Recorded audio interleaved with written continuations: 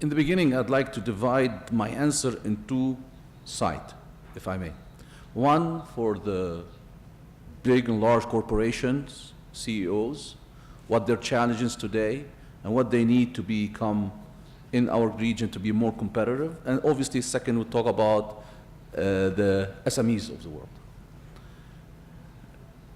The CEO of the world today have three challenges.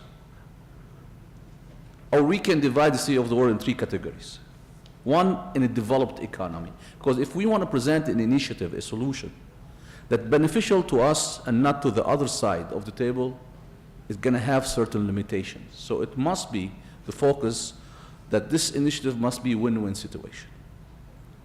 So if we look to the CEO of the world and we look to the developed economy and see what are their challenges today, in order for them to compete in the global marketplace, they can do only one of the two strategies. One, centralization of their operations. So they need, and this is exactly what we said one time to Mr. Lamy, Pascal Lamy, and he was, and I see from there on, there were a lot of emphasis on, and from WTO perspective, on the supply chain, and the importance of these topics on the trade and the global economy. Going back to the subject, the CEO today he need to compete in the global marketplace, and then what he decided to do, either centralizing of his operation to be ordered to compete. Why is that? Because his cost is fixed. He cannot compete by paying their employee instead of $30 an hour to go ahead and pay him $5 an hour. So what he need to do, but what he can do is he can centralize his operation to offset the unit cost. So he produce more. So if he used to produce, example, 10 tables a day, now he have to produce 15 tables a day, so to offset the unit cost. So what happened is, if he does that, then he need to extend his market reach.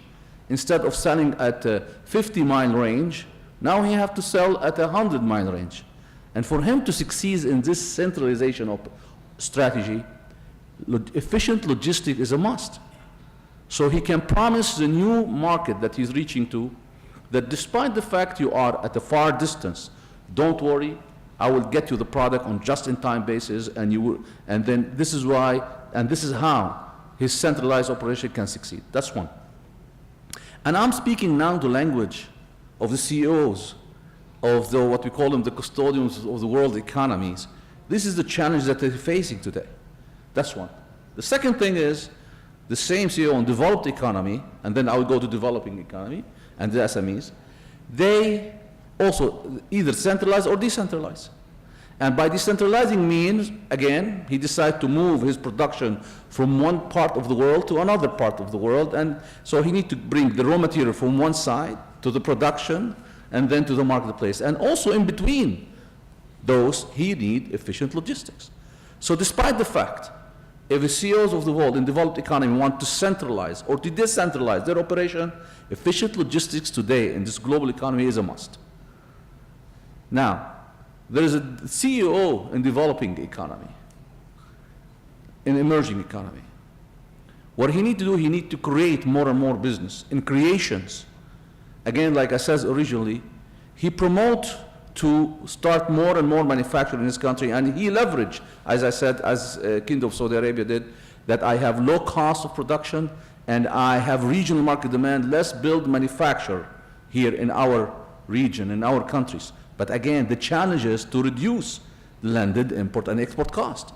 So example, like I said earlier, at $1,000, somewhere about $160 of the raw material we pay toward landed import export cost. Ladies and gentlemen, landed import and export cost is not the truck cost or the shipment cost. It's even your money cost, your inventory cost, the warehousing cost. All of this is part of the landed import export cost. Even if somebody pick up the phone and ask, where is my shipment? There is a cost to it. So the landed import export cost today is high in the developing economy. So to bring the raw material, to manufacture it, and also again to send it to the final, to the marketplace. And in order to succeed and to reduce the landed import export cost, logistics efficiency is a must. As you can see, the common denominator The optimum value proposition, the niche, the key, is to provide efficient logistics to all these CEOs to centralize or decentralize or to create business. So efficient logistics is the key. That's at the macro level. And I will be very fast. On a micro level, what does that mean? How this works? Today, if I do a suits in the Kingdom of Saudi Arabia, I manufacture suits. And I want to make sure that when I buy product, the buttons, the fabrics, anything I want to buy, I want to directly access who have the best of what I need at the minimum cost as possible.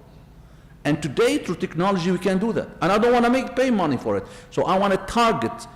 If I manufacture a suit today, I can see 100 companies from around the world that they sell buttons. And that's what I'm describing, ladies and gentlemen, is real economic integration. And that's where economic integration starts, is either buying or selling a product or service. So if I am a suit maker, and I'm giving this example, and how the technology can help on that, and even I will address the financial side of the equation.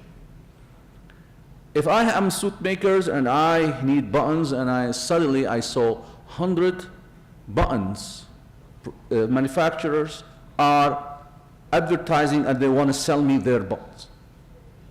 The first question is, how come they know I do suits?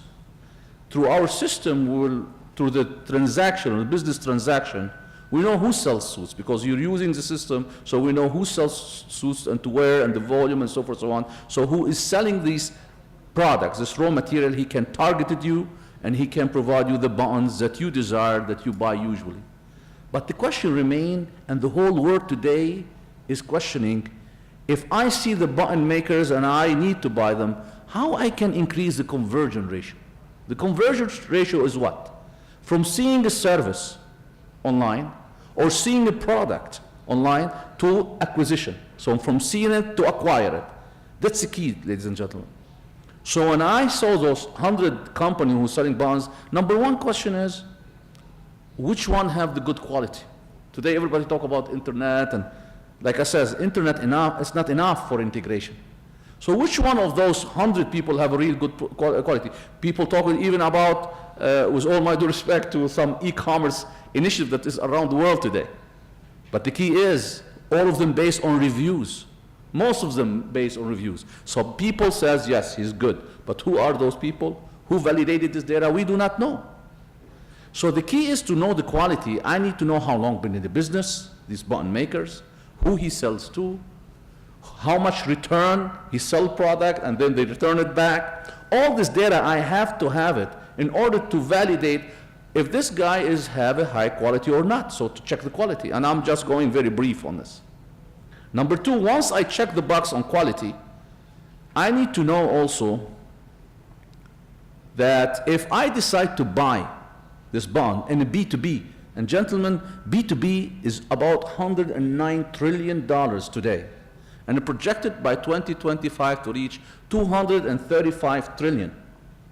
So if I decide to buy on a B2B market, I don't buy from this button maker today, and then I don't like it, and I create supply chain, then I go buy from somebody else. Because this is manufacturing. This is ongoing business.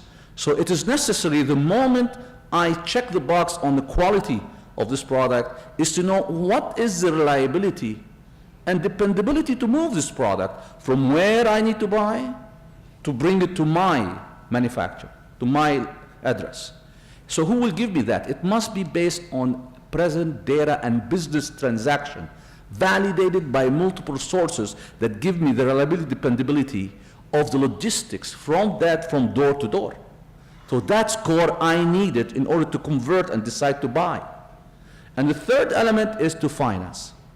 That if I decide to buy from these button makers, can I get finance to pay for this product and pay for this service? The banks can set certain rules, certain metrics, certain rules and regulations that if you buy from somebody that's been 20 years in the business, have no fraudulent business and so forth, they can set the rule, yes, he can be financed. So it is necessary to know if I decide from number 1 or number 5 from the 100 button makers, who I have higher probability that the bank will finance me. Those three elements. The fourth element is insurance. And obviously the last one and the important one is to move the product. So those are important information, must be seen by me. The second I decide to buy from those and to evaluate and to convert from seeing to acquisition, we make this available at no cost to you. So, bottom line, that's not only on a product, but that's also on a service. The key is to make your decision easier. And your decision as a businessman must be based not on reviews. Somebody have fed it in for your eyes only. This information should be based on real commercial activity, validated by multiple parties in the pipeline saying, yes, he sells buttons, yes, I've been shipping it for him, and I've been surveying it for him, and I've been financing him. So multiple sources of data has validating this information. And I trust that the C report that you will have in your hand, and I'm very proud to say it's written in Arabic. Why? Because the first time ever, as His Excellency said, innovation at this level written in Arabic, not copied in Arabic, created in Arabic for us and for the rest of the world. I hope I answered your question. Yes, thank you very much.